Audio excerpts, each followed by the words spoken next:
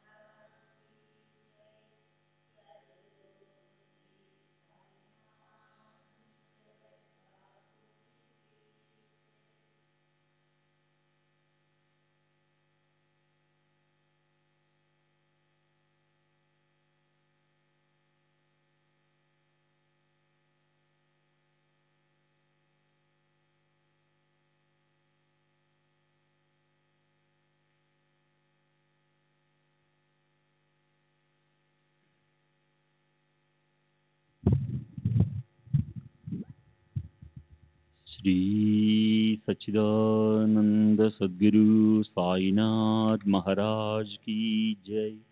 सद्गुरु श्री साईनाथ शरद बाबूजी की जय। శ్రీ సాయి భక్త అనుభవ సంహిత డిసెంబర్ 1వ తేదీ 1936. శ్రీరామ్గిరి బువ. బాబా పిలిచే పేరు బాబుగిర్. సదా షిరిడి నుండి 4 మైళ్ళు. సదాకు చెందిన గంగగిరి భక్తుడు. వయసు 76 సంవత్సరములు. షిరిడి. నేను చిన్నప్పుడు షిరిడిలోని పాఠశాలలో చదువుకున్నాను. నేను ఇప్పుడున్న ఇంటిలోనే, అంటే మా మొత్తవ గారిల్లు, మొదటి నుండి నివసిస్తున్నాను. సాయిబాబా మొదట షిరిడి వచ్చినప్పుడు నేను విద్యార్థిని. అప్పుడు బాబాతో పాటు దూప్కేడాకు చెందిన ఒక పటేల్ కూడా వచ్చాడు. ఆ పటేల్ షిరిడికి చెందిన అమీన్ భాయ్ కుమారుడు. హమీద్కు పెళ్లి సంబంధం కుదిర్చేందుకు వచ్చాడు. అప్పుడు బాబా 25-30 ఏండ్ల వయసున్నట్లు కనిపించారు. బాబా అమీన్ బాయి ఇంట్లో అతిథిగా కొన్ని రోజుల నుండి తిరిగి పటేల్తో వెళ్ళిపోయాడు. 2 నెలల తరువాత బాబా ఒంటరిగా షిరిడి వచ్చారు. అప్పటి నుండి షిరిడీనే శాశ్వత నివాసంగా చేసుకున్నారు. దూప్కేడా పటేల్ తప్పిపోయిన తన గుర్రం కనపడేందుకు బాబా ఏ విధంగా సహాయపడింది చెబుతూ ఉండేవాడు. ఆ విషయం నేను స్వయంగా విన్నాను. అతను తప్పిపోయిన తన గుర్రం కోసం వెతుకుతున్నప్పుడు సాయిబాబాను చూశాడు. బాబా అతనిని దేనికోసం వెతుకుతున్నావని అడిగారు. తప్పిపోయిన గుర్రం కోసం అతను చెప్పాడు. అప్పుడు బాబా, నీ గుర్రం అక్కడ సెలయేటి ప్రక్కన ఉంది చూడు అంటూ ఒకవైపు చూపించారు. పటేల్ వెళ్లి చూస్తే అక్కడ తన గుర్రం కనిపించింది. పటేల్ బాబాను చూసినప్పుడు వారి ముందు ధుని వెలుగుతూ కనిపించింది. అంటే గుర్రం ఎక్కడున్నది చెప్పడం తప్ప ఆ సందర్భంలో బాబా మరే అద్భుతాలు చేసినట్టు రామ్గిర్ బువాకు గుర్తులేవు. బాబా షిరిడి వచ్చినప్పుడు వారికి నడుము క్రింద వరకు పెరిగిన పొడవైన జుట్టు ఉండేది. ఆకుపచ్చని కఫ్ని ధరించుండేవారు. జుట్టును అంటిపెట్టుకుని ఉండే సన్నని టోపీ, దానిపై మరో కాషాయ రంగు టోపు ధరించేవారు. చిలిం అగిపెట్టే ఉండేవి. భిక్షాటన చేసి జీవించేవారు. మసీదు ప్రక్కనున్న ఇంట్లో నివసిస్తుండిన యమునాబాయి అత్తగారు అంటే నారాయణ తేలి భార్య బాబాకు ప్రతిదినం సగం రొట్టె ఇస్తూ ఉండేది. అప్పుడు బాబా రోగులకు మందులు ఇస్తూ ఉండేవారు. మొయిద్దీన్ బాయ్ అల్లుడు ఒక మాంత్రికుడు. అతను బేలాపూర్లో నివసిస్తూ ఉండేవాడు. అతను ఒకసారి షిరిడి వచ్చాడు. ఏదో విషయంపై బాబా అతను తగాదా పడ్డారు. తర్వాత బాబా షిరిడి విడిచి 1-2 మైళ్ళ దూరంలో ఉన్న అడవుల్లో నివసించసాగారు. అక్కడ బాబా తరచూ పస్తులు ఉండేవారు. ఎవరైనా వారి దగ్గరికి వెళ్తే వారిని కొట్టేవారు. వంజార్గాంకు చెందిన గంగగిరి బువ షిరిడి వచ్చారు. వారు నీమ్గాంకు చెందిన నానాసాహెబ్ డెంగ్లకు మరికొందరు గ్రామస్తులకు బాబాను గురించి గొప్పగా చెబుతూ బాబాను చింతామణిగా అభివర్ణించారు. అప్పుడు బాబా ఒక తుమ్మ చెట్టు కింద కూర్చుని ఉండగా నానాసాహెబ్ డెంగ్లే వెళ్లి వారికి నమస్కరించాడు. ఆ తర్వాత కొన్ని రోజులకు బాబా షిరిడి తిరిగి వచ్చి వేప చెట్టు క్రింద ఉండసాగారు. ఆ వేప చెట్టు క్రింద ఒక సమాధి ఉందని బాబా స్వయంగా చెప్పారు. అక్కడ 4-5 సంవత్సరాలు ఉండిన తర్వాత బాబా మసీదుకి వెళ్లి దానినే తమ నివాసంగా చేసుకున్నారు. వారు అక్కడే 50 సంవత్సరాలు నివసించారు. బాబా ఎప్పుడూ కుస్తీ పట్టలేదు. కానీ గంగగిర్ మొదట మల్ల యోధుడు. ఆయన దొండల్గావ్ పటేల్తో కుస్తీ పట్టి ఓడిపోయి 2వ స్థానంలో నిలిచారు. అప్పటి నుండి ఆయన కుస్తీ పట్టడం మానుకుని సాధువుగా మారారు. ఈ సంఘటన దాదాపుగా బాబా మొదటిసారి షిరిడి వచ్చిన రోజుల్లో జరిగింది. బాబా గంగగిర్లు ఒకరినొకరు గుర్తించారు. నేను నా జీవిత పర్యంతం దేశ సంచారిగా గడిపాను. కానీ అప్పుడప్పుడు షిరిడీకి తిరిగి వస్తుండేవాడిని. అందువల్ల బాబాను గురించి నాకు తెలిసిన విషయాలు గాక ఇతరుల నుండి విన్నవి కూడా నేను నిర్ధారించుకున్న తర్వాతే మీకు చెప్తున్నాను. బాబాను గురించి కొన్ని అసాధారణమైన సంగతులు నాకు తెలుసు. ఒకసారి బాబా కళ్ళు బాగా వాచి ఎర్రబడ్డాయి. వారు మిరియాలను మెత్తగా నూరి మిరియాల కట్టుని కనురెప్పలపైన పట్టించేవారు. ఆ వ్యాధి తగ్గిపోయింది. మరోసారి ఒక ముస్లిం బాలుడు మసీదు వెనుకనున్న వేప చెట్టు ఎక్కి కాలు జారి కిందపడి మరణించాడు. ఆ క్షణమే మసీదులో ఉన్న బాబా దుఃఖంతో అరుస్తూ ముల్లా మోర్ జారీల్ అని పలికి తమ చేతులను శంఖం వలె మడిచి ఊదారు.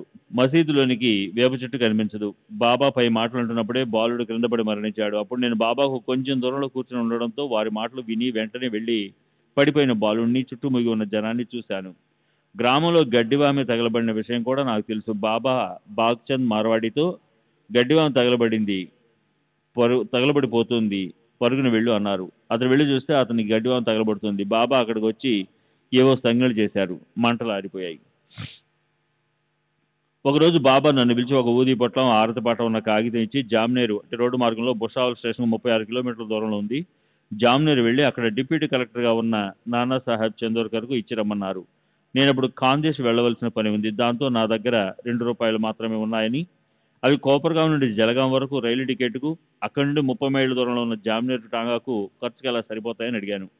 బాబా భగవంతుడే సమకూరుస్తాడు అన్నారు. ఆ రోజు శుక్రవారం. నేను వెంటనే రైల్లో బయలుదేరి రాత్రి 7:30 గంటలకు మన్మాడ్కు, వేకువజామున 2:45 జలగాంకు చేరాను. అప్పుడు ప్లేగు నిబంధనలు అమలులో ఉన్నందువల్ల నేను చాలా ఇబ్బంది పడవలసి వచ్చింది. జామ్నేర్ ఎలా వెళ్లాలో తోచక సతమతమవుతున్నాను. 3 గంటల సమయంలో బూటు, టోపీ, మంచి దుస్తులు ధరించి ఉన్న ఒక బంట్రోతు నా దగ్గరకు వచ్చి నన్ను టాంగాలో ఎక్కించుకుని తీసుకువెళ్ళాడు. నేను భయపడ్డాను. దారిలో బగూర్ దగ్గర ఫలహారం చేశాము. తెల్లవారుతుండగా జామ్నేర్కు చేరాము. నేను కాలకృత్యం కొరకు టాంగా దిగి తిరిగి వచ్చేసరికి టాంగా మరియు టాంగా నడిపి అతను అంతర్ధానమయ్యారు. శ్రీ సచ్చిదానంద సద్గురు సాయినాథ్ మహారాజ్ కీ జై. सद्गुरु श्री साईनाथ शरद बाबू जी की जय।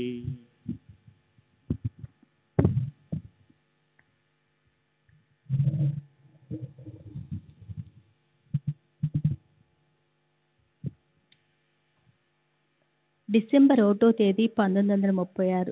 శ్రీ ఎస్ఏ పాటంకర్, సినిమా కళాకారుడు, వయసు 42 సంవత్సరాలు, కాయస్థ ప్రభువు, దాదర్, బొంబాయి. నా స్నేహితుడు సామంత్ మొదటిసారిగా సాయిబాబాను గురించి చెప్పాడు. వారి గొప్పతనము, సచ్ఛీలత తెలుసుకొని మా ఇంట్లో గోడకు వారి ఫోటో తగిలించుకొని పూజించడం మొదలుపెట్టాను. ఒకసారి నా బిడ్డ చాలా రోజులు జ్వరంతో బాధపడింది.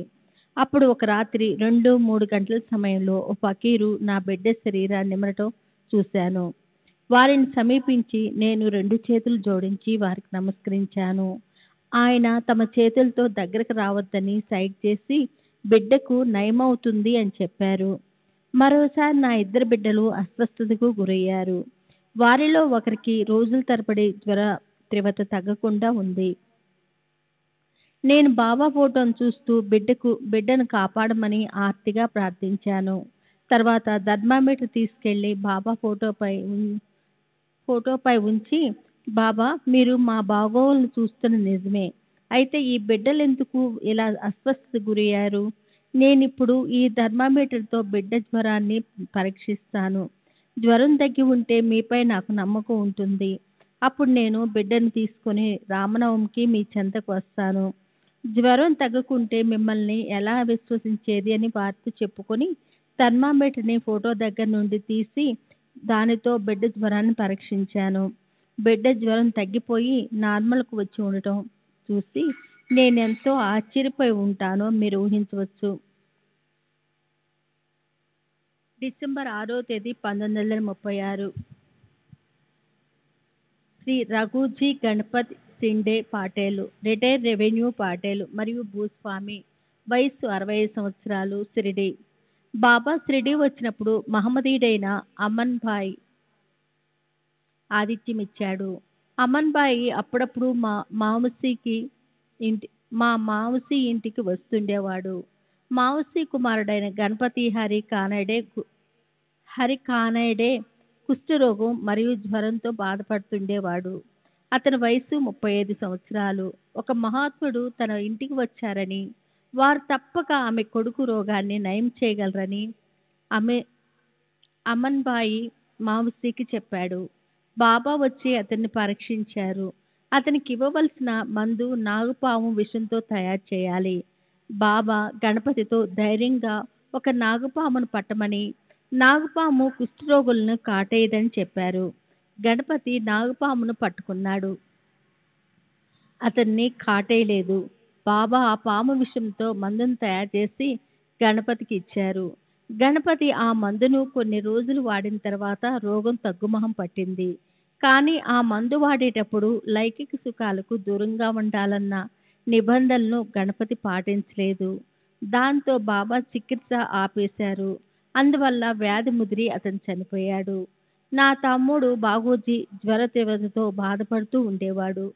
పరిస్థితి చేజారిపోయి చావు తప్పిందనుకున్న సమయంలో బాబా ఈ ఇంటికే వచ్చి వాడికి చికిత్స చేశారు. బాబా అతడికి మందు ఇచ్చి తర్వాత ఇనుప కంపెని ఎర్రగా కాల్చి 2 కణతల పైన వీపు పైన వాతలు పెట్టారు. దీనితో అతడి జ్వరం నయమైపోయింది. కానీ బాగోజీకి కుష్ఠరోగం ఉంది. బాబా దీన్ని నయం చేయలేదు. కానీ వ్యాధి వృద్ధి చెందకుండా నిలిపివేశారు. బాగోజీ బాబాకు సపర్యలు చేసేవారు. నేను కూడా బాబాకు సేవ చేసేవాడిని. షిరిడీలో ముఠా కక్షలు ఎక్కువగా ఉండేవి. నేను ఒక వర్గంలో ఉండేవాడిని. ముఠాల మధ్య ఈర్ష్యాద్వేషాలు ప్రబలి ఉండేవి. కానీ బాబా వీటిని పట్టించుకునేవారు కాదు. అన్ని ముఠాల వారు బాబాను ఇష్టపడేవారు. ఒకసారి బీర్చంద్ భార్యను నగ్నంగా చేసి తీసుకుని వచ్చి అవమానపరిచారు. నాపై మరికొందరిపై కోబ్రగాం మేజిస్ట్రేట్ అయిన అప్పాసాహెబ్ వద్ద కేసు నమోదు చేయబడింది. కేసు విచారణ జరుగుతున్నప్పుడు ఒకరోజు హరి సీతారాం దీక్షిత్ నన్ను విడుదల కాకుండా చూడమని బాబాను ఆర్థించాడట. అప్పుడు బాబా, లేదు, అలా చేయటం కుదరదు. అలా చేయటానికి నేనెవరిని అన్నారట. ఆ విచారణలో మాలో ఒక్కరిని తప్ప మిగిలిన వారందరినీ దోషులుగా తీర్మానించి 4 నెలల కారాగార శిక్ష విధించారు. మమ్మల్ని కోపర్గాం నుండి అహ్మద్నగర్ జైలుకు తరలించారు. నేను విడుదల అవటం కోసం బాబాను ఆర్తిగా ప్రార్థించాను. 3వ రోజు బాబా నా కల్లో కనిపించి, భయపడకు, మిమ్మల్ని అందరినీ నేను విడిపిస్తాను అన్నారు. నేను నిద్రలో ఏడుస్తూ ఉండగా చూసిన జైలు సిపాయి నన్ను తట్టి లేపాడు. మరుసటి ఉదయం ధూమాలు వచ్చి అప్పీల్ చేసి మమ్మల్ని అందరినీ విడుదల చేయించాడు. ఈ విచారణ నిమిత్తము నేను నా గేదెను ఒకదాన్ని అమ్మి 70 రూపాయలు ఇచ్చాను. ఒకసారి నేను వంట చెరుకు కోసం పచ్చి మొద్దును నరుగుతున్నాను. అప్పుడు బాబా నన్ను ఆపి, పచ్చని చెట్లను నరకకూడదని, ఎండిపోయిన మోడులనే నరకాలని నాకు చెప్పారు. అప్పటి నుండి నేను ఆ పని మానివేశాను.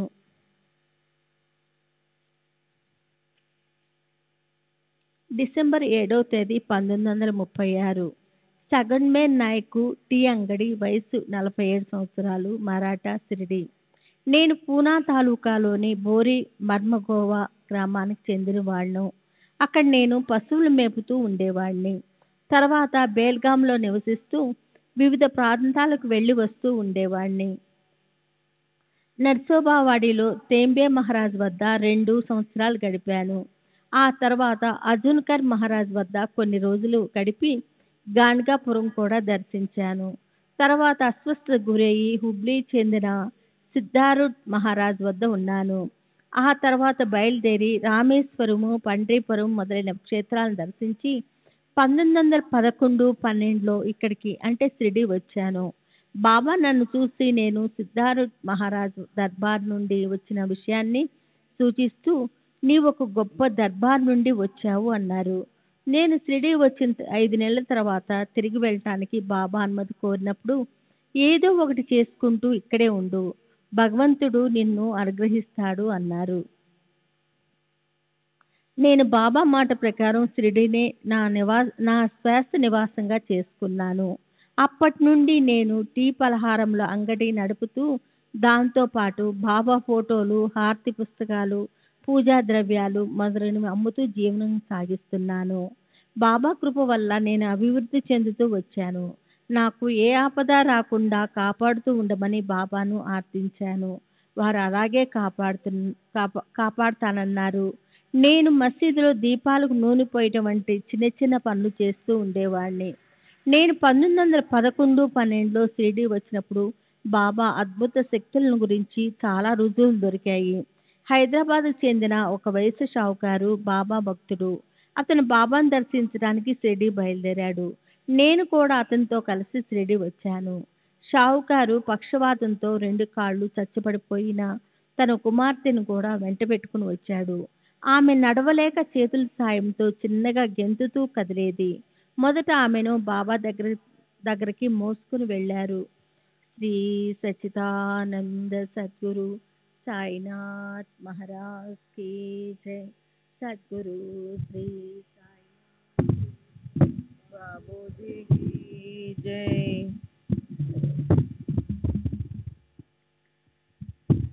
మూడవ రోజుకు ఆమె కాళ్ళను కొంచెం కదిలించగలిగింది.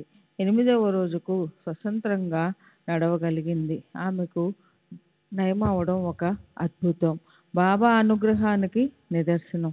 బాబా నయం చేసిన మరో పక్షవాతపు దృష్టాంతం రైల్వేలో పనిచేస్తున్న శ్రీ గేయి సాసుకు సంబంధించినది. అతని భార్యకు పక్షవాతం ఉంది. షిరిడీకి వచ్చిన కొద్ది రోజులలో ఆమె పక్షవాతం నయమయ్యింది. 1914లో బాబా నా కలలో కనిపించి, నాకు మెత్తగా ఉడికించిన అన్నం తీసుకొనిరా అన్నారు. నేను అలాగే 2 సంవత్సరాల పాటు బాబాకు నెయ్యి కలపని అన్నం సమర్పించేవాడిని. తర్వాత అన్నంలో కొంచెం నెయ్యి కలపమని బాబా ఆదేశించారు.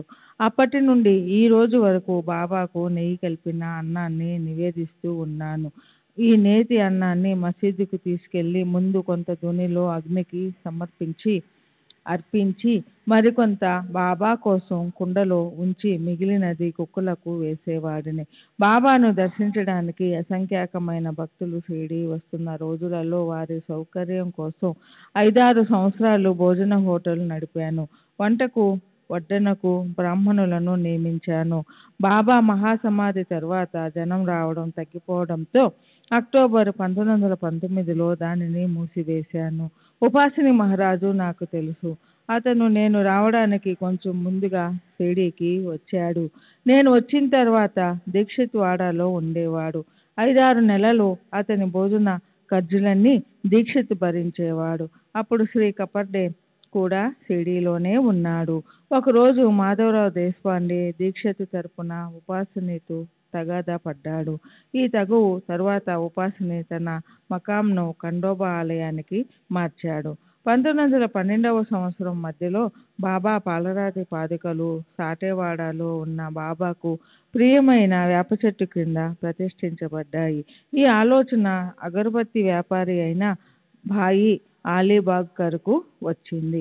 కానీ అతను పేదవాడు. అందువల్ల ఈ ఖర్చులన్నీ బొంబాయికి చెందిన రామారావు కొఠారే అన్న అతడు భరించాడు. బాబా కూడా 25 రూపాయల చందా ఇచ్చారు. 4 వేదాలకు ప్రాతినిధ్యం వహిస్తూ 4 బ్రాహ్మణులను కోపరగాం నుండి ఈ కార్యక్రమం కోసం తీసుకువచ్చారు. స్థానికుల్లో బాలాసాహెబ్ బాటే, దాదా కేల్కర్, బాబూసాహెబ్ జోగ్, ఉపాసిని మహారాజు ఈ ప్రతిష్టాపన కార్యక్రమంలో ప్రముఖ పాత్ర వహించారు. బాబా ప్రతిదినం పంచే ఆహారంపై ఆధారపడి వందలాది మంది షిరిడీలో నివసిస్తూ ఉండేవారు. వారిలో మార్తాండ్ అనే ఒక పిచ్చి బ్రాహ్మణుడు ఉండేవాడు. అతడు ఒకరోజు వేప చెట్టు దగ్గరికెళ్ళి పెద్ద బండతో ఒక పాదుకను 2 ముక్కలుగా పగలగొట్టాడు. ఆ తర్వాత పార్వతి మహాదేవుని ఆలయానికి వెళ్ళి అక్కడి విగ్రహాలను కూడా పగలగొట్టాడు. భక్తులు బాబా దగ్గరకు వెళ్ళి పగలగొట్టిన పాదుక స్థానంలో మరొక పాదుక తయారు చేయించి ప్రతిష్ఠించమంటారా అని అడిగారు. బాబా దానికి అంగీకరించక అన్నశాంతి మాత్రం జరిపిస్తే చాలునని తెలిపారు. బాబా ఆదేశం మేరకు 200-300 మందికి అన్నదానం చేయబడింది. ఆ రోజులలో ప్రతిదినం 200 మందికి పైగా జనం భోజనం కోసం వేచి ఉండేవారు. డిసెంబర్ 9వ తేదీ 1936 శ్రీ లక్ష్మణ్ కచేశ్వర్ జాకడే ఉరఫ్ నాను మామా ఉరఫ్ నాను భట్ పూజారి, యజుర్వేది, బ్రాహ్మణుడు, వయసు 40 సంవత్సరాలు, షిరిడి. నేను ఎన్నో సంవత్సరాల నుండి బాబా పూజ హారతి నిర్వహిస్తూ ఉన్నాను. బాబా భౌతికంగా ఉన్నప్పటి నుండే బాబూ సాహెబ్ జోగుకి సహాయకునిగా ఉంటూ బాబాను పూజించడం మొదలుపెట్టాను. నేను మొదట 1914లో షిరిడీ వచ్చాను. ఇక్కడ నా సోదరి భర్త బాపాజీ ఉండేవాడు. అప్పుడప్పుడు నేను షిరిడీ వచ్చి వారిని చూసి వెళ్తూ ఉండేవాడిని. నేను సంగమనేర్లో ఉండగా ఒక రాత్రి బాబా నా కలలో కనిపించి, అబ్బాయి నిద్రపోతున్నావా? నీవు ఇక్కడ ఉండొద్దు, షిరిడీ వచ్చేయి, షిరిడీలో ఎంతో ఆనందం ఉన్నది అన్నారు. మరుసటి ఉదయం బాపాజీ తండ్రి మా ఊరు వచ్చాడు. అతను నన్ను తనతో షిరిడీ రమ్మని తనకు సహాయంగా ఉండమని ఆహ్వానించాడు. నేను షిరిడీ వెళ్ళి కొన్ని రోజులు అతనితో ఉన్నాను. నేను నా జీవనోపాధికి ఊరూరు తిరిగి భిక్ష చేసేవాడిని. మందిరంలో బాబా పూజకే బాబూ సాహెబ్ జోగుకు సహాయపడేవాడిని. ఇలా 1-2 సంవత్సరాలు ఉచితంగా సేవ చేసిన తరువాత సాయిబాబా కమిటీ వారు నన్ను శాశ్వత పూజారిగా నియమించారు. డిసెంబర్ 6వ తేదీ 1936 శ్రీ లక్ష్మణ్ భట్ జోషి, షిరిడి. నేను చిన్నప్పుడు బాబా దగ్గర ఉన్నప్పుడు ఆధ్యాత్మిక విషయాల గురించి ఆలోచించేవాడిని కాదు. అందువల్ల సాయిబాబా మాట్లాడిన మాటలు, ప్రవచనాలు ఏవి మీకు చెప్పలేను. నేను మాధవరావు పస్లే మసీదులో చిన్న చిన్న పనులు చేస్తూ ఉండేవాళ్ళం. రాధాకృష్ణ అయి చెప్పిన పనులు కూడా చేసేవాళ్ళం. మేము చావడిలో బాబాతో పాటు నిద్రించేవాళ్ళం.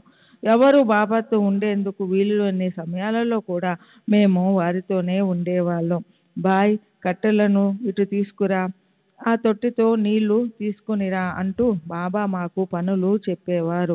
బాబాకు నిత్యం భక్తులు సమర్పించే తినుబండారాలను మాకు పంచిపెట్టేవారు. వాటితో మాకు ప్రతిదినము విందు భోజనమే. బుట్టలు బుట్టలుగా పండ్లు వస్తూ ఉండేవి. అప్పుడప్పుడు వాటిలో కొన్ని మేము దొంగిలించేవాళ్ళం. ఒక్కొక్కసారి దొంగిలిస్తున్నప్పుడు బాబా మమ్మల్ని పట్టుకొని మరి ఎక్కువగా తీసుకోకండిరా అని హాస్య ధోరణిలో అనేవారు. తరచూ బాబా నన్ను తిట్టేవారు. 1-2 సార్లు తమ చేత్తో కొట్టారు కూడా. అప్పుడప్పుడు వారు నా కోసం కబురు పెట్టడం కూడా జరిగేది. రాత్రులు చావడిలో ఉన్నప్పుడు బాబా గను తుకారాం పాటలు పాడు అని అడిగేవారు. నాకు సంగీతం బాగా రాకపోయినా ఎలాగో పాడేవాడిని. బాబా పాటల్లోని రాగాన్ని, భావాన్ని రెండింటినీ ఇష్టపడేవారు. అప్పుడప్పుడు మేము హాస్య ధోరణిలో కూడా మాట్లాడుకునేవాళ్ళం. బాబా గను ఏమంటున్నాడ్రా అని అడిగేవారు. రహం నజర్ కరో అబుమోరే సాయి అని పాటను హాస్యయుక్తంగా పాడేవాడిని. ఒక్కొక్కసారి ఎవరూ లేని సమయాలలో అర్ధరాత్రి దాటిన తర్వాత బాబా పారవస్యంతో కబీరు పాటలు పాడుతూ ఉండేవారు. ఆ పాటల వివరాలేమిటో నాకిప్పుడు గుర్తులేదు.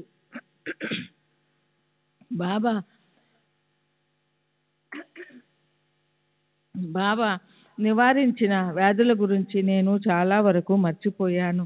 కొన్ని మాత్రం గుర్తున్నాయి. దగుడుబాయి కుష్ఠరోగం కొంతవరకు తగ్గించారు. తర్వాత ఆ వ్యాధి వృద్ధి కాకుండా నిలిపివేశారు. అంతేగాని పూర్తిగా నయం చేయలేదు. కానీ బాబా సమాధి అనంతరం సుమారు 1922లో బొంబాయికి చెందిన డాక్టర్ రానే గారి భార్య యొక్క వ్యాధి నివారణ వివరాలు నాకు బాగా గుర్తున్నాయి.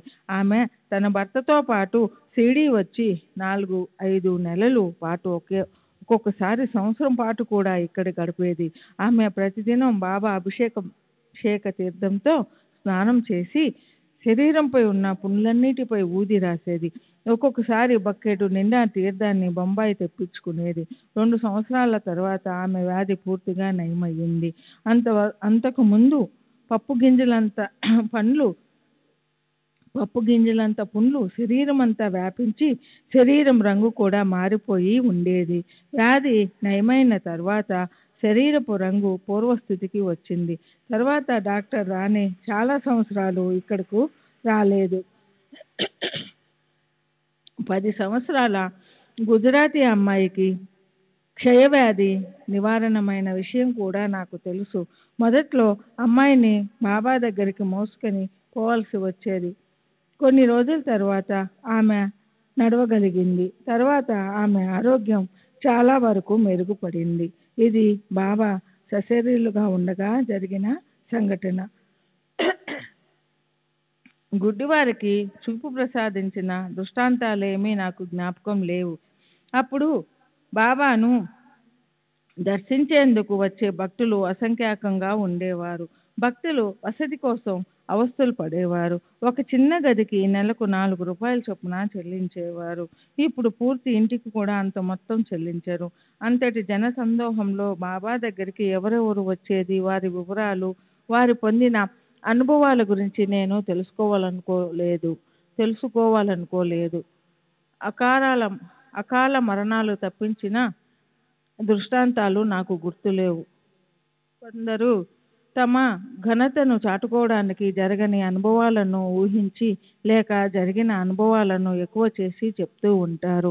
అలాంటి వారు ఇక్కడ కూడా ఉన్నారు. వాటిని మనం లక్ష్య పెట్టకూడదు. డిసెంబర్ 13వ తేదీ 1936 శ్రీ గణేష్ రఘునాథ్ తేలి, గౌరవ మ్యాజిస్ట్రేట్, బొంబాయి రోడ్డు, థానా. నేను సాయిబాబాను దర్శించడానికి 1914-15లో షిరిడీ వెళ్ళాను. బాబా నన్ను 1 రూపాయి 2 అన్నాలు 6 పైసలు ఇవ్వు అని దక్షిణ అడిగారు.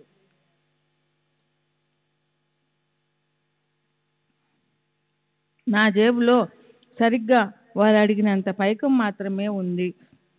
బాబా ఆ మొత్తమే అడగడం వారి సర్వజ్ఞతకు నిదర్శనం. నేను ఆ మొత్తాన్ని బాబాకు సమర్పించాను. అప్పుడు నాతో పాటు చంద్రాబాయి అనే నర్సు ఉంది. బాబా ఆమెను ₹6.07 దక్షిణ అడిగారు. చిత్రంగా ఆమె దగ్గరున్న మొత్తం కూడా అదే. ఆమె కూడా ఆ మొత్తాన్ని బాబాకు సమర్పించింది. తరువాత అదే రోజు తిరిగి వెళ్ళడానికి అనుమతి కోరాము. బాబా ఆమెతో కొన్ని రోజులు ఉండకూడదా అన్నారు. తాను వేరే చోట ముందుగా నిర్ణయించుకున్న కార్యక్రమాల ప్రకారం వెళ్ళవలసి ఉందని ఆమె చెప్పింది. ఆ రాత్రే మేము షిరిడీ విడిచి వచ్చాము. అదే రాత్రి ఆమె ఇంటిలో దొంగలు పడి ₹500 విలువ గల ఆస్తిని దోచుకోవడమే కాక ఇంటిలోని వస్తువులను కూడా ధ్వంసం చేశారు. నాకు బాబాతో ఉన్న అనుభవం ఇదొక్కటే. నేను కేవలం వారి దర్శనం కోసమే షిరిడీ వెళ్ళాను. బాబా నాకు వారిపై నమ్మకాన్ని కలిగించారు. అది చాలు. నేను షిరిడీ నుండి తిరిగి వచ్చిన సంవత్సరంలోపే నాకు ఒక కొడుకు పుట్టాడు. వాడి పేరు నాను. డిసెంబర్ 14వ తేదీ 1936.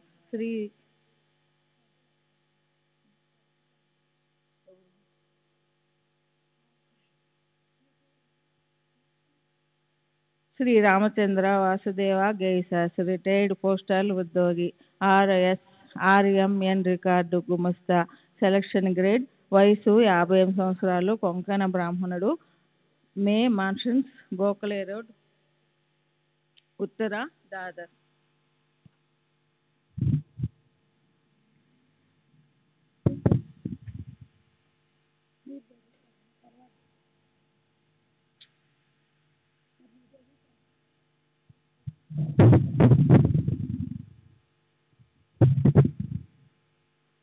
నేను సాయిబాబాను దర్శించలేదు. నేను మన్నాడ్లో తపాలా శాఖలో RSS పనిచేస్తుండేవాడిని. శ్రీ కాకాసాహెబ్ దీక్షిత్తో నాకు పరిచయం ఉంది. ఆయన మా పొరుగు ప్రాంతానికి వచ్చినప్పుడు నాకు సాయిబాబాని గురించి చెప్తుండేవారు. ఒకరోజు దీక్షిత్ బాబా తనను షిరిడీకి రమ్మని పిలిచారని, అందుకే షిరిడీకి వెళుతున్నానని చెప్పారు. నేను బాబా భౌతికంగా లేరు కదా, వారు మిమ్మల్ని ఎలా పిలవగలరు అని ప్రశ్నించాను. ఆయన నీవు తెలుసుకుంటావులే అని చెప్పి నాకు బాబా ఫోటో ఒకటి ఇచ్చారు. ఈ సంఘటన జరిగిన కొన్ని నెలల తర్వాత నా భార్య ప్రసవానంతరం అనారోగ్యానికి గురి అయ్యింది. ఆమె కోలుకుంటుందనే ఆశ కోల్పోయాము. ఇది జరిగి ఇప్పటికి 13 సంవత్సరములైంది. నేను ఆమె కోసం బాబాను ప్రార్థించి ఆమె బ్రతుకుతుందా అని అడిగాను. 1-2 రోజుల తర్వాత నాకు ఒక కల వచ్చింది. ఆ కలలో నేను మరియు షేక్ కాబూలా అని మహమ్మదీయుడు ఒక పడవలో ఉన్నాము. పడవ కళ్యాణ్ దగ్గరనున్న సముద్రపు పాయలో ఉంది. ఎవరో ఒక అతను పడవలోనికి వచ్చి తెడ్డు వేయసాగాడు. పడవ ప్రవాహానికి అతి కష్టంతో ఆవలి ఒడ్డుకు ప్రయాణిస్తుంది. ఇంతలో మేము చేరాల్సిన తీరాన్ని చేరకముందే పోయి బురదలో పోయాము. ఎందుకలా అయిందో అని చూస్తే తెడ్డు వేసేవాడు కనిపించలేదు. మా ఇద్దరకు తెడ్లు వేయటం చేతగాదు. దాంతో మా పడవ ఇంకా బురదలో కూరుకుపోయింది. కానీ చివరికి పడవ ఎలాగో ఒడ్డుకు చేరింది. ఈ కలను బట్టి నా భార్య బ్రతుకుతుందని, అయితే కొంతకాలం మాత్రం బాధపడవలసి వస్తుందని ఊహించాను. ఆ కల వచ్చిన రోజు నుండి ఆమె కొద్ది కొద్దిగా కోలుకోవటం మొదలుపెట్టింది. డాక్టర్ పరీక్షించి ఆమెకు ప్రమాద స్థితి తప్పిపోయిందని, క్రమేణా ఆరోగ్యం మెరుగవుతుందని చెప్పారు.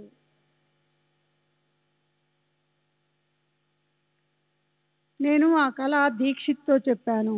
బాబా సశరీరులుగా లేకున్నా ఈనాటికి జీవించే ఉన్నారని, నా సమాధి మాట్లాడుతుంది అని తామిచ్చిన హామీని బాబా ఇప్పటికీ అమలు చేస్తూ ఉన్నారని దీక్షిత్ చెప్పారు. నాకు ఉద్యోగంలో పదోన్నతి, సెలక్షన్ గ్రేడ్ రాలేదని ఎంతో మదనపడుతూ ఉండేవాడిని. ఆ సమయంలో నాకు ఒక కల వచ్చింది. ఆ కలలో నేను ఒక వ్యక్తితో ఆర్థిక విషయాల గురించి మాట్లాడుతున్నాను. అకస్మాత్తుగా మరొక వ్యక్తి మా ముందుకు వచ్చి, ఇతడు నేను కోరేదేదో ఇవ్వవచ్చు కదా, ఇతడిని 3 జతల వంకీలు తయారు చేయించమని చెప్పు అని నా ఎదుటి వ్యక్తితో అన్నాడు.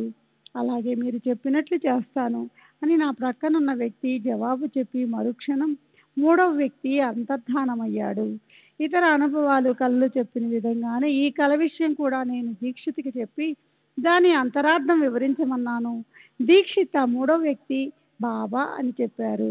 సాధారణంగా ఎవరైనా 2 వంకీలే కదా ధరించేది, మరి బాబా 3 జతల వంకీలు ఎందుకు అడిగారని సందేహం వ్యక్తం చేశాను. బాబా దత్తావతారమని, వారికి 3 శరీరాలు ఒకటిగా ఉంటాయని, అందుకే 3 జతల వంకీలు అడిగారని దీక్షిత్ వివరించారు. నేను వెంటనే 3 జతల వెండి వంకీలు తయారు చేయించి వాటికి ప్రాణప్రతిష్ఠ చేసి నేను నిత్యం పూజించే పెట్టెలో పెట్టాను. ఆ తర్వాత 4 రోజులకు నాకు పదోన్నతి లభించింది. నేను ఏ గ్రంథం పారాయణ చేయాలో తెలియని స్థితిలో ఉన్నప్పుడు బాబా కలలో కనిపించి 53 భిక్షగా ఇవ్వు అని అడిగారు. నేను పేదవాడిని కాబట్టి 55 రూపాయలు సమర్పించలేక ప్రతి నెల నా జీతం నుండి 53 కాణీలు అనాలు 4వ వంతు బాబా ఖర్చు పెట్టేవాడిని. ఇలా 4 నెలలు చేశాను. తర్వాత ఈ కళ గురించి దాబోల్కర్ను సంప్రదించాను. బాబా భిక్షగా అడిగింది 53 రూపాయలు కాదని 53 అధ్యాయాలున్న పాత ప్రామాణిక గురుచరిత్ర పారాయణ చేయమని కళ సూచిస్తుందని దాబోల్కర్ వివరణ ఇచ్చారు. దాంతో నేను ఆ గ్రంథాన్ని పారాయణ చేయటం ప్రారంభించాను. ఒకసారి నేను బాబా గురుచరిత్రను సప్తాహం పారాయణ చేయదలిచి దాబోల్కర్ రచించిన శ్రీ సాయి సచ్చరిత్రను తెప్పించాను. కానీ ఆ రోజు రాత్రి మా ఇంటిలో దొంగలు జొరబడినట్లు కల వచ్చింది. దీనిని బట్టి బాబాకు ఈ మార్పు ఇష్టం లేదని సాంప్రదాయానుసారంగా పాత ప్రామాణిక గ్రంథమే పారాయణ చేయమని ప్రబోధించినట్లు తోచింది. దాంతో నేను సచ్చరిత్రను కాకుండా గురుచరిత్రనే సప్తాహం పాటు పారాయణ చేశాను. 2.5 సంవత్సరాల క్రితం నా భార్యకు పక్షవాతం వచ్చి ఆమె ప్రాణానికే ప్రమాదం ఏర్పడింది. ఆమెకు బాబాపై దృఢమైన భక్తి విశ్వాసాలున్నాయి. ఆ సమయంలో ఆమెకు ఒక కల వచ్చింది. ఆ కలలో ఆమె ఉన్న గది వాకిట్లో కూడా కూర్చుని ఉన్నారు. బాబా ఆమెతో భయపడకు, నిన్ను రక్షించడానికే నేను ఇక్కడ ఉన్నాను, ఆ యమదూతలు సైతం లోనికి రానివ్వను అని అభయం ఇచ్చాడు. అదే కలలో కొందరు వెదురు బొంగులు, మట్టికుండ మొదలైనవి తెచ్చి ఆమె శవాన్ని మోసుకుపోవడానికి పాడె కడుతున్నారు. బాబా వాళ్ళను అక్కడ నుండి తొలగిపోమ్మని, ఎదురుగా ఉన్న చోటికి వెళ్ళమని గట్టిగా ఆజ్ఞాపించారు. కానీ వారు బాబా మాటలు వినలేదు. దాంతో బాబా వారిని కొట్టి తరిమివేశారు. ఎదురు బొంగులు విరిచివేశారు, మట్టి కుండను పగలగొట్టారు. అంతటితో కళ సమాప్తమైంది. నా భార్య రక్షించబడింది. అదే రాత్రి మేము నివసిస్తున్న ఘామర్చాల్ ఎదురుగా రంగాచారి చాల్లో ఒక వ్యక్తి చనిపోయాడు. ఇలా నా భార్య మృత్యువు నుండి బాబా కాపాడారు. తరువాత ఆమె కోలుకుంది. దీక్షిత్ నిన్ను బాబు సాహెబ్ అని పిలిచేవాడు. నేను సాధారణంగా సాయి భక్తులకు చేయగలిగిన సహాయం అందించేవాడిని. షిరిడీ వెళ్ళడానికి, తిరిగి రావడానికి రైలులో, బస్సులో టికెట్లు సమకూర్చడం వంటి పనులు చేసి పెడుతూ ఉండేవాడిని. సాయి లీలా ఆసుపత్రిలో ఒక సంఘటన ప్రచురితమైంది. ఆ సంఘటనలో ఒక భక్తుడు నా ద్వారా బాబా సహాయం పొందినట్లు వ్రాయబడింది. నేను షిరిడీ వెళ్ళినప్పుడు ఆ భక్తుడు నన్ను గుర్తుపట్టి బాబు సాహెబ్ అని సంబోధించి పలకరించారు.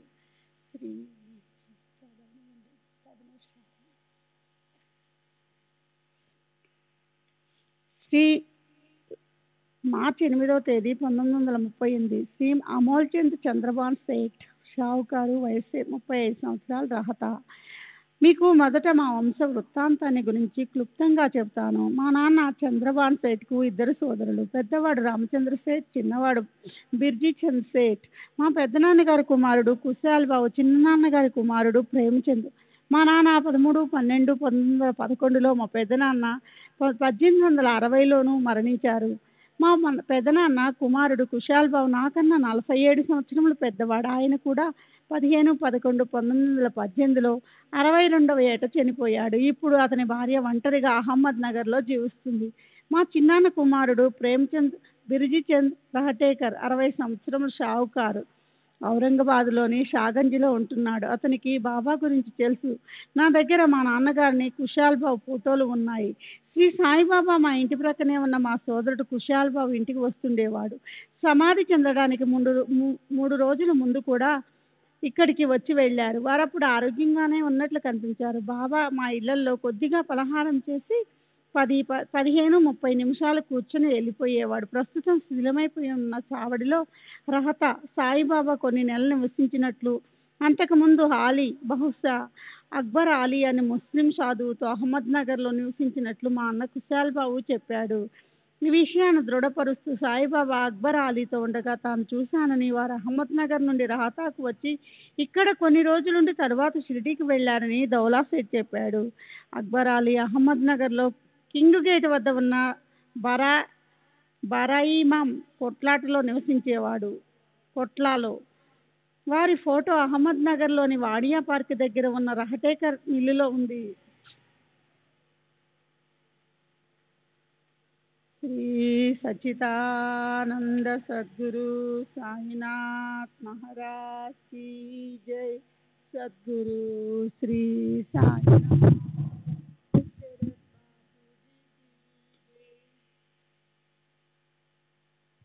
శ్రీ సచ్చిదానంద సద్గురు సాయినాథ్ మహారాజ్ की जय.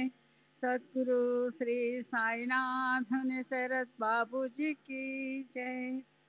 Shri Nageshwara Atmaram Samant, police sub inspector, Bombay.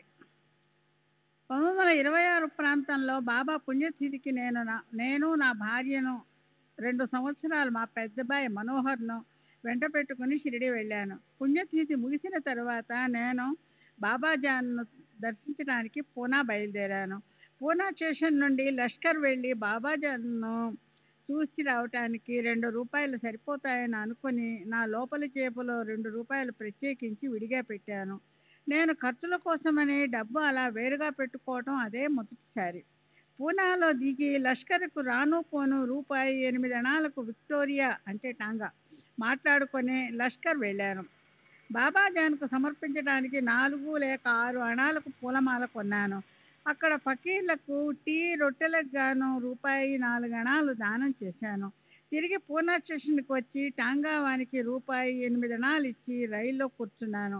యథాలాపంగా లోపలి జేబులో చేపెట్టాను. నేను ప్రత్యేకించి పెట్టిన 2 రూపాయలు అలాగే ఉన్నాయి. అమితాశ్చర్యానికి లోనయ్యాను. టాంగాకు, పూలకు, ఫకీర్లకి టీ కొరకు డబ్బు చెల్లించేటప్పుడు ఈ విషయాన్ని నేను గమనించలేదు. లష్కర్కు వెళ్ళి తిరిగి వచ్చేంత వరకు అయిన ఖర్చులన్నీ లోపల జేబులో నుండే తీసి ఖర్చు పెట్టాను. వేరే జేబులో నోట్లున్నాయి, కానీ వాటిని తాకలేదు. అయినా ఖర్చులు లెక్కించి చూస్తే 3 రూపాయల సైనికులకు ఖర్చు అయింది. అలా నా జేబులో ఉన్న 2 రూపాయలు అంత మొత్తంగా ఎలా వృద్ధి అయిందా అని నాకు ఆశ్చర్యం వేసింది. 1931-32లో ఒక క్రిమినల్ కేసులో చార్లిస్కామ్ మామలతదారు ముందు హాజరు కమ్మని నాకు సమన్లు వచ్చాయి. నేను అలాగే హాజరయ్యాను. కానీ కేసు వాయిదా వేశారు.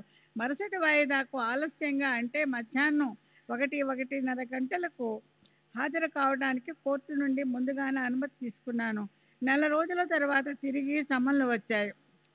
దారిలో షిరిడీలో దిగి బాబా దర్శనం చేసుకున్న తర్వాత చార్లిస్కామ్ వెళదామని వాయిదా తేదీకి ముందు రోజే బయలుదేరాను. బాబాను దర్శించి మరుసటి రోజు ఉదయం బస్ ఎక్కాను. కానీ ప్రయాణం ఆలస్యం కావడంతో కోబరగాం పట్టణానికి ఉదయం 10-15 గంటలకు 10:15 చేరాను. కోబరగాం స్టేషన్లో నేను ఎక్కవలసిన రైలు ఉదయం 8:30 గంటలకు బయలుదేరుతుంది. నేను స్టేషన్కు వెళ్ళడానికి అక్కడ టాంగా ఏదీ లేదు. నేను యూనిఫామ్లో లేకుండా సాధారణ దుస్తులు ధరించి ఉన్నందున స్టేషన్కు వెళ్ళే బస్సుల్లో నన్ను ఎవరూ ఎక్కించుకోవడం లేదు. నేను సహాయం కోసం బాబాను ప్రార్థించాను. వెంటనే ఫౌజదార్ సాబ్ అని ఎవరో పిలిచినట్టు అనిపించి వెనుదిరిగాను. అక్కడ ఒక పోలీస్ కానిస్టేబుల్, మీరు ఫౌజదారే కదా అని అడిగాడు. అవునని జవాబిచ్చాను. అతను వెంటనే ఒక బస్సును ఆపి అందులో నన్ను ఎక్కించి పంపాడు. అందువల్లనే నేను సకాలంలో స్టేషన్కి చేరి రైలు ఎక్కి విచారణ సమయానికి చార్లిస్కామ్ వెళ్ళగలిగాను. బాబా సహాయపడకుంటే రైలు తప్పిపోయి కోర్టుకు హాజరు కానందుకు చాలా ఇబ్బందులు ఎదుర్కోవలసి వచ్చేది. 1929 మార్చిలో విశ్రాంతి కొరకు 2 నెలలు సెలవు పెట్టి ఇంటికి వెళ్ళాను. 15 రోజులు అక్కడ కులాసాగా గడిచింది. ఒకరోజు వద్దని ఎంత చెబుతున్నా వినకుండా మా నాన్న చేపలు పట్టడానికి వెళ్ళి కొన్ని బతికున్న చేపలను ఇంటికి తెచ్చాడు. చేపలను చంపడం పాపమని, ఇది బాబా అభిమతానికి విరుద్ధమని మా అమ్మతో చెప్పాను. కానీ ఎవరూ నా మాటలు పట్టించుకోలేదు. కాసేపటికి నాకు అకస్మాత్తుగా జ్వరం వచ్చింది. మా అమ్మ నాకేమవుతుందోమోనని తల్లడిల్లిపోయింది. అప్పుడు నేను, అమ్మ, నీ బిడ్డ క్షేమం కోసం తప్పించిపోతున్నావు, మరి చేప పిల్లల విషయంలో మాత్రం క్రూరంగా ప్రవర్తిస్తున్నావు. నాకేమీ కాకుండా ఉండాలంటే నేను చేపలను చంపటం మానండి. నాకేమీ కాకుండా ఉండాలంటే చేపలను చంపటం మానండి అన్నాను. అప్పుడు మా నాన్న నా దగ్గరకు వచ్చి నా నుదుటిపై ఊది పెట్టి బాబాను ప్రార్థించాడు. బాబా, నా కుమారుడు రేపు ఉదయానికి కోలుకుంటే నేను చేపలు తినటం మానేస్తాను అని మొక్కుకున్నాడు. తర్వాత 5 నిమిషాలకు నా జ్వరం తగ్గిపోయి స్వస్థత చేకూరింది. 1931లో నవాల్కర్ కూడా వాడా పై అంతస్తులో ఉన్న గదిలో బస చేశాను. ఆ గది గోడలు చాలా చోట్ల పగుళ్ళిచ్చి కూలిపోయేటట్లున్నాయి. తేళ్లు కూడా విపరీతంగా ఉన్నాయి. అక్కడ ఉండటం ప్రమాదం అని తలచి శ్రీఆర్ఏ తర్ఖడ్ వేరే చోటుకు వెళ్ళిపోయాడు. నన్ను కూడా హెచ్చరించాడు. కానీ నాకు ఉండటానికి వేరే ఏ చోటు లేదు. అందువల్ల అక్కడే రామనవమి వరకు 2 రోజులుండి తర్వాత బొంబాయి వెళ్ళిపోయాను. నేను ఉన్న రోజుల్లో ఏమీ కాలేదు. కానీ నేను వెళ్ళిపోయిన కొద్దిసేపటికి గోడలు కూలిపోయినట్టు నాకు జాబు వచ్చింది. కొన్ని సంవత్సరాల క్రితం నేను షిరిడీలో ఉన్నప్పుడు నా టోపీలోకి ఒక తేలు వచ్చి చేరింది. నేను షిరిడీలో దానిని గమనించకుండా టోపీ ధరించి బొంబాయికి వచ్చి అక్కడ మేకుకు తగిలించటానికి టోపీ తీశాను. అప్పుడు ఆ టోపీలో తేలున్నట్లు గమనించాను. టోపీ దాదాపు 12 గంటల పాటు నా తలపై ఉన్నప్పటికీ ఆ తేలు నాకు ఏ హాని చేయలేదు. కొన్ని సంవత్సరాల క్రితం నేనొక రోజు బాబా సమాధికి పక్కనున్న గదిలో నిద్రించాను. అర్ధరాత్రి సమయంలో సమాధి నుండి సంగీతం రావటం స్పష్టంగా వినిపించింది. నేను దానిని వర్ణించలేను. శ్రీ సచ్చిదానంద సద్గురు సాయినాథ్ మహారాజ్ కీ జై. సద్గురు శ్రీ సాయినాథ్ శరత్ బాబూజీ కీ జై.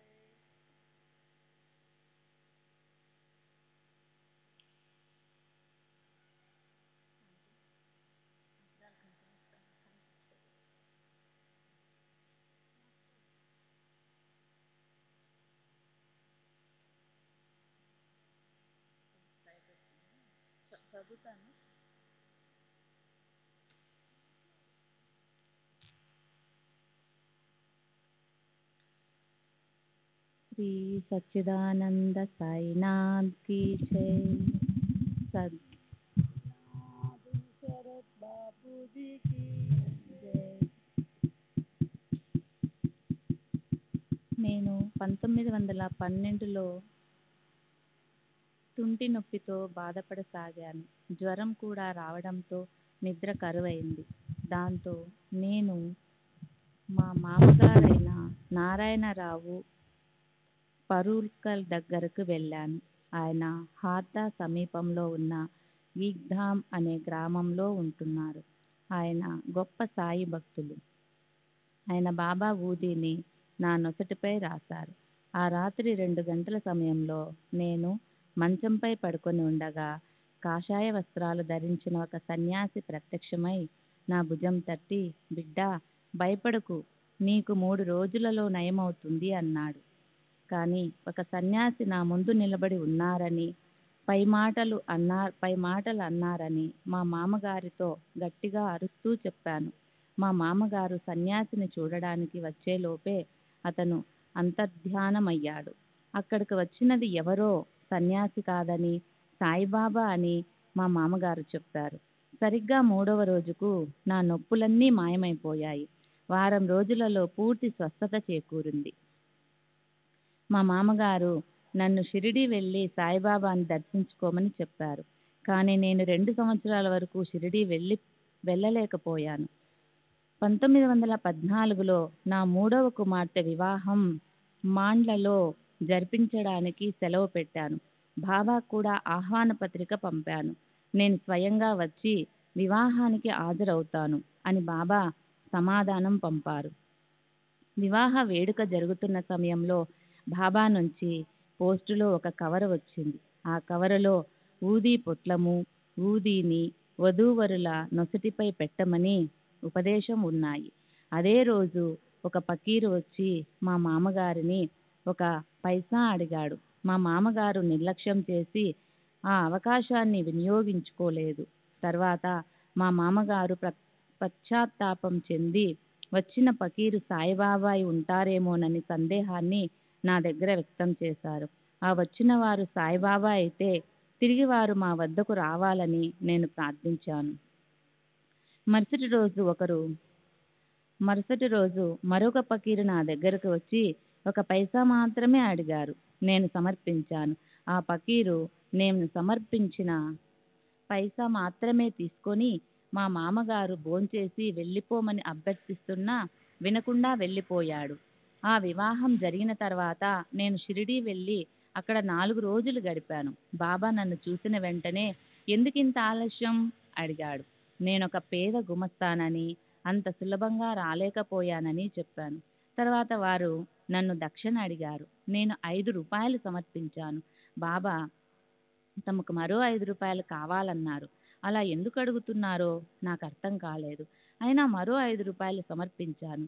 అవి తీసుకొని ఇంతకన్నా ఎక్కువ నీవు నాకు బాకీ పడలేదు అన్నాడు. ఇంతకీ కారేగాం తిరిగి వెళ్ళిన తర్వాత గాని నాకు ఆ విషయం బోధపడలేదు. నా భార్య సంవత్సరం క్రితం నాకు తెలియకుండా బాబాకు మనీ ఆర్డర్ ద్వారా 5 రూపాయలు పంపించింది. కానీ అది తిరిగి వచ్చింది. తిరిగి వచ్చిన మనీ ఆర్డర్ కూపన్లో ఈ మొత్తం స్వయంగా మీ నుంచి తీసుకోబడుతుంది అని వ్రాసి ఉంది. అయితే బాబా స్వయంగా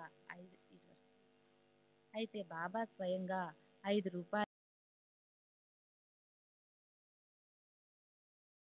సాయినాథ్ మహారాజ్ కి జై. సద్గురు శ్రీ సాయినాథుని శరత్ బాబూజీకి జై. 4 సంవత్సరాల వయసున్న నా చిన్న కుమార్తె ప్రేమాబాయికి జ్వరం వచ్చింది. అది క్రమేణా ప్రమాద స్థితికి చేరుకుంది. బిడ్డ కృషించిపోయి ఎముకలు గూడుగా తయారైంది. వైద్య చికిత్సలు, మందులు ఏమీ పనిచేయలేదు. నా భార్య బిడ్డను కాపాడమని ఆర్తిగా బాబాను ప్రార్థించింది. నీ బిడ్డ కష్టాలన్నీ 3వ నాటికి తీసివేస్తాను అన్న బాబా కంఠధ్వని ఆమెకు స్పష్టంగా వినిపించింది. కానీ ఊహించని రీతిగా ఆ బిడ్డ 3వ నాటికి తల్లి ఒడిలో ప్రాణాలు విడిచింది. నేను మానసలోని ఆఫీస్లో ఉండగా నా భార్య కబురు పంపి వెంటనే ఇంటికి రమ్మని చెప్పింది. నేను ఇంటికి వెళ్ళి చూడగా బిడ్డ మరణించి ఉంది. నా భార్య శోకిస్తూ ఉంది. మేము ఎల్లప్పుడూ పూజ గదిలో ఉంచుకునే గంగా తీర్థంలో కాస్త బాబా ఊదీని కలిపి బిడ్డ నోట్లో పోశాను. చిత్రంగా అవి బయటికి రాలేదు. దాంతో మరికొంత తీర్థం పోశాను. మరుక్షణం బిడ్డ కళ్ళు తెరిచింది. బిడ్డకు ప్రాణం వచ్చిందని తెలుసుకుని బాబా ఊది తీర్థం ఇచ్చాము. బిడ్డ 1 నెల రోజుల్లో కోలుకొని సంపూర్ణ ఆరోగ్యవంతురాలయ్యింది.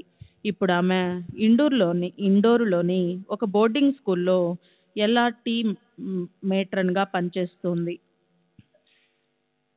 1924లో నా 4వ కుమార్తె మైనాబాయికి వివాహం చేయదలిచి సంబంధాల కోసం వెతకనారంభించాను.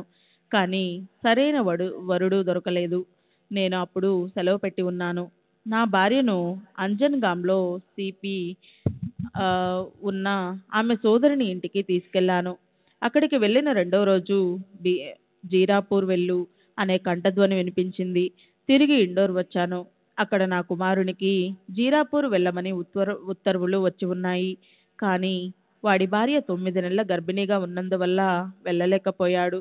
అందువల్ల వాడి పై అధికారులు ఆ ఉత్తర్వులను రద్దు చేశారు. నా సెలవు ముగిసిన తర్వాత నన్ను నెమావర్ జిల్లాలోని కదేగాంకు బదిలీ చేసినట్లు తెలిసింది. కానీ ఆ ఉత్తర్వులను సంతకం కోసం రెవెన్యూ మినిస్టర్ దగ్గరికి పంపినప్పుడు నా నుండి అభ్యర్థన లేకుండానే అతను ఆ ఉత్తర్వులను రద్దు చేసి నన్ను జీరాపూర్ బదిలీ చేస్తూ ఆదేశాలు జారీ చేశాడు. నేను జీరాపూర్ వెళ్ళాను. ఉద్యోగంలో చేరిన 15 రోజులకు నేను పర్యటిస్తూ సాయత్ అను చోట ఆగాను. అక్కడ నా సోదరుడు గ్వాలియర్ సంస్థానంలో పనిచేస్తున్నాడు. అతన్ని చూడడానికి వెళ్ళినప్పుడు తనతో బల్వంత్ అనే అందమైన దృఢకాయుడైన యువకుడు కనిపించాడు. నేను ఆ యువకుని గురించి విచారించి అతనే నా కుమార్తెకు సరైన వరుడని నిర్ణయించి సంబంధం కుదుర్చుకొని వివాహం జరిపించాను. 1926లో నా భార్య మరణించింది. ఆ తర్వాత నా ఆరోగ్యం క్షీణించింది. నేను బాబా ఫోటో ముందు కూర్చొని ఉండగా ఒకరోజు ఆ ఫోటో నుండి ఇకపై ఉద్యోగం చేయవద్దు అని కంఠధ్వని వినిపించింది. ఇలా వరుసగా 3 రోజులు ఆ ధ్వని వినిపించింది. ఎవరు మాట్లాడుతున్నారో నేను కనుక్కోలేకపోయాను. నా స్నేహితుడైన డాక్టర్ పన్నేర్కర్ అది బాబా కంఠధ్వని అయి ఉంటుందని చెప్పాడు. దాంతో ఆ సంవత్సరమే 1926 పదవీ విరమణ చేసి పింఛన్ తీసుకున్నాను. ఒక అజ్ఞాత భక్తుడు సాయి సుధా పత్రికలో తన అనుభవాలను ఇలా చెప్తున్నాడు. శ్రీ సాయిబాబా గురించి చెప్పే ముందు నా గురించి కొన్ని విషయాలను చెప్పాలి. నేను నిస్సంశయంగా దైవభక్తి కలవాడిని. నేను దక్షిణ భారతదేశంలో దాదాపు అన్ని దేవాలయాలను దర్శించాను. స్వతహాగా పేదలకు దాన ధర్మాలు చేసే స్వభావం కలవాడిని. నేను ఎల్లప్పుడూ నా వకీలు స్నేహితునితో శ్రీ రామకృష్ణ పరమహంస, వివేకానంద మొదలైన మహాత్ముల జీవిత చరిత్రల గురించి చర్చిస్తూ ఉండేవాడిని. అతను నా అభివృద్ధిని కాంక్షించేవాడు. అతను సాయి భక్తుడైనప్పటికీ ఇన్ని సంవత్సరాలలో ఎప్పుడూ శ్రీ సాయిబాబాని గురించి నాకు చెప్పలేదు. 1/7/1939 మా మధ్య జరిగిన సంభాషణలో శ్రీ సాయిబాబా గురించి చెబుతూ వారు గొప్ప శక్తి కలవారని, జ్ఞాని, దయామయులని, ఈ మానవాళిని ఉద్ధరించడానికి అవతరించారని చెప్పాడు. నేను సాయిబాబా గురించి ఆలోచిస్తూ ఇంటికి వెళ్ళి ఆ విషయం నా భార్యతో చెప్పాను. అదే రోజు రాత్రి సాయిబాబా నా కల్లో కనిపించారు. శ్రీ సచ్చిదానంద సద్గురు సాయినాథ్ మహారాజ్ కీ జై. సద్గురు శ్రీ సాయినాథుని శరత్ బాబూజీ కీ జై.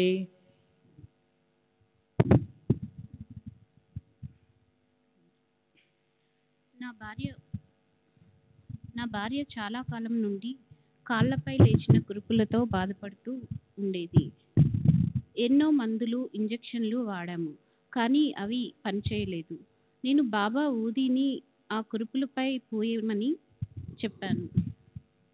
ఆమె రోజు ఊది రాస్తూ వచ్చింది, కానీ ఇంట్లో ఉన్న ఊది చాలా తక్కువ. ఒకరోజు నా భార్య బాబాను తలుచుకొని ఇంట్లో ఉన్న ఊది అయిపోయిందని చెప్పింది. మేము సెక్రటరీకి ఎటువంటి ఉత్తరము వ్రాయకుండానే రహతా నుండి పోస్టులో మాకొక ఊది పొట్లం వచ్చింది. ఇది బాబా యొక్క లీలగా భావించాము. ఊది పోయడం ద్వారా క్రమంగా నా భార్య కాళ్ళకున్న కురుపులన్నీ పూర్తిగా నయమయ్యాయి. అప్పటి నుండి మాకు బాబా పట్ల ఉన్న భక్తి విశ్వాసాలు అధికమయ్యాయి. మేము బాబాను పూజించడం మొదలుపెట్టిన తర్వాత మాకు ఎంతో ప్రశాంతత లభించింది. ఇంతటి అద్భుత శక్తులున్న శ్రీ సాయిబాబా సామాన్య సత్పురుషులు కాదని, భగవంతుడేనని నాకు గట్టి నమ్మకం ఏర్పడింది. 27/11/1939 రోజున శ్రీ సాయిబాబా భౌతికంగా వచ్చి నాకు తీర్థం ఇవ్వాలని కోరుకున్నాను. అదే రాత్రి వారు భౌతిక రూపంలో కనిపించి బెల్లం కలిపిన తీర్థం ఇచ్చారు. నేను తీర్థాన్ని భక్తితో సేవించాను. మేము సాయిబాబాను నిత్యం ఇంటిలో పూజించడమే గాక, మేము ఎక్కడికి వెళ్ళినా వారి ఫోటో మాతో పాటు తీసుకెళ్ళి అక్కడ పూజిస్తుంటాము. వారు మాకెన్నో విధాలుగా సహాయపడుతూనే ఉన్నారు. ఈ అనుభవాలన్నీ 1/7/1939 నుండి 31/12/1939 మధ్యకాలంలో జరిగినవి. నేను ఈ వివరాలన్నీ సాయిబాబా పేరుపై వ్రాసిస్తున్నాను. నేను చెప్పిన వాటిల్లో ఏవి కల్పించినవి లేవు, అన్నీ వాస్తవాలే అని ప్రమాణం చేస్తున్నాను. శ్రీ అప్పాజీ సుతార్, షిరిడి. 1929లో నేను షిరిడీలో ఉండగా నా కాలికి ఎగ్జిమా, ఒక తరహా పొడ రోగము సోకి బాధపడ్డాను. దాని నివారణ కోసం 200 రూపాయలు ఖర్చు పెట్టి కోపర్గాం ప్రభుత్వ డాక్టర్లచే చికిత్స చేయించుకున్నాను. కానీ ప్రయోజనం లేకపోయింది. శ్యామ కూడా మందులిచ్చాడు, అయినా ఫలితం దక్కలేదు. చివరికి నాసిక్ హాస్పిటల్లో చేరాను, కానీ కొంచెమైనా గుణం కనిపించలేదు. అక్కడున్న 8 రోజుల్లో ఒక రాత్రి బాబా కల్లో కనిపించి, షిరిడి తిరిగి వెళ్ళు, పురాణ పఠనం చెయ్యి అన్నారు. ఎగ్జిమా బాధ వలన నాసిక్కు వచ్చాను కదా అని అన్నాను. దానికి బాబా, నా పురాణ పఠనం చేస్తూ ఊది రాస్తూ ఉండు, నీకు నయమవుతుంది అన్నారు. వారి ఆదేశం మేరకు షిరిడి తిరిగి వచ్చాను. నేను షిరిడీకి వచ్చినప్పుడు విఠలరావు మరాఠీ అన్నతడు పారాయణ చేస్తున్నారు. కానీ అతను ఏదో పనిపై సిరువల్ అను చోటికి వెళ్ళవలసి వచ్చింది. నేను షిరిడీలో బస్సు దిగుతుండగా అదే బస్సులో ఎక్కడానికి వచ్చిన విఠలరావు నన్ను కలిశాడు. తను అత్యవసరంగా సిరువుల్ వెళ్ళవలసి ఉందని తాను లేని సమయంలో బాబా సన్నిధిలో పారాయణ నిర్వహించే వాళ్ళు ఎవరూ లేరని నన్ను పోటీ నిర్వహించమని కోరి వెళ్ళిపోయాడు. నేను పారాయణ ఆరంభించాను. జ్ఞానేశ్వరి, ఏకనాథ్ భాగవతం, ఆధ్యాత్మిక రామాయణం మరియు దాబోల్కర్ రచించిన శ్రీ సాయి సచ్చరిత్ర బాబా సన్నిధిలో ప్రతిరోజు పారాయణ చేసి ఊది రాసుకునేవాడిని. 7 రోజులలో నా చర్మ వ్యాధి పూర్తిగా నయమైపోయింది. నాకు కలిగిన మరొక అనుభవం ఇది. షిరిడీకి చెందిన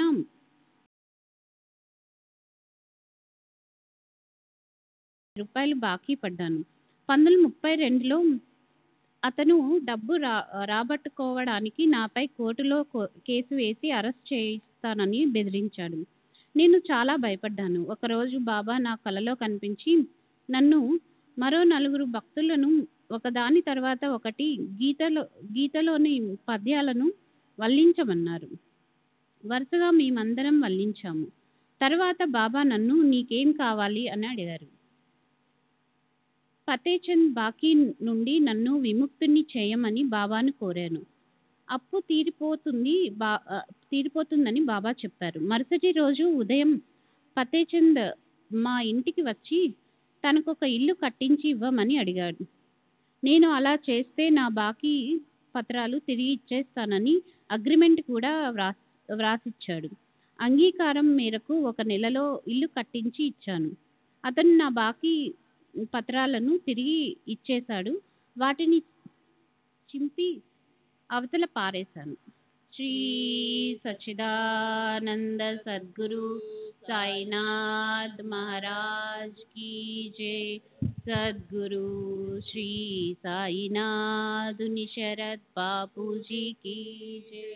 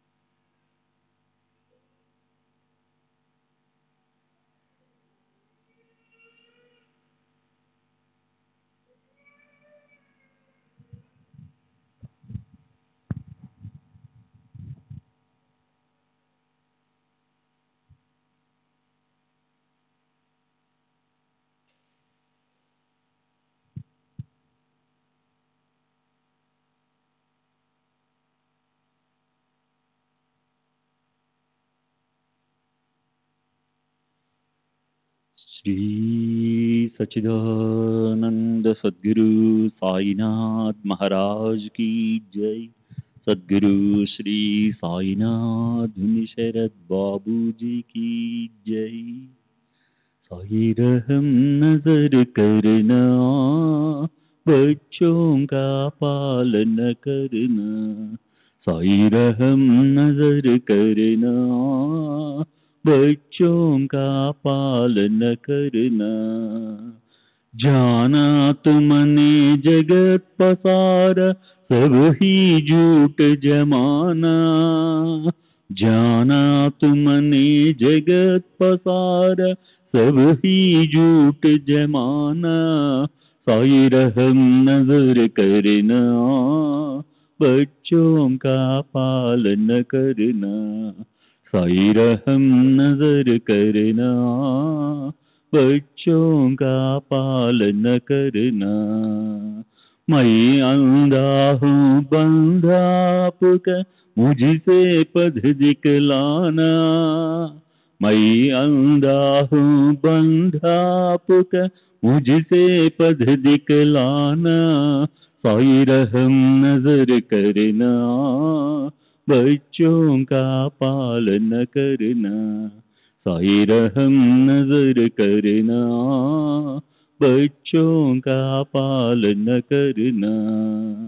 दासगण कहे अब क्या बोलूं, थक गई मेरी रसना, दासगण कहे अब क्या बोलूं, थक गई मेरी रसना, साई रहम नजर करना, बच्चों का पालन करना, साई रहम नजर करना, बच्चों का पालन करना।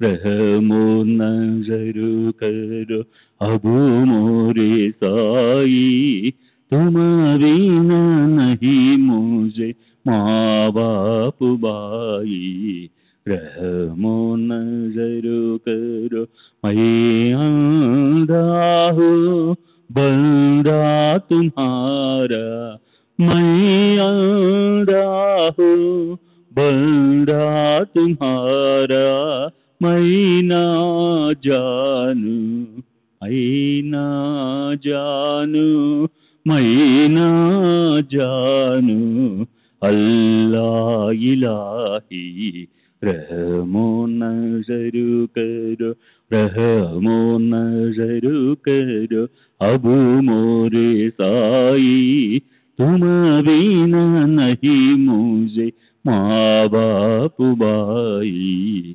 रहमो नजर करो।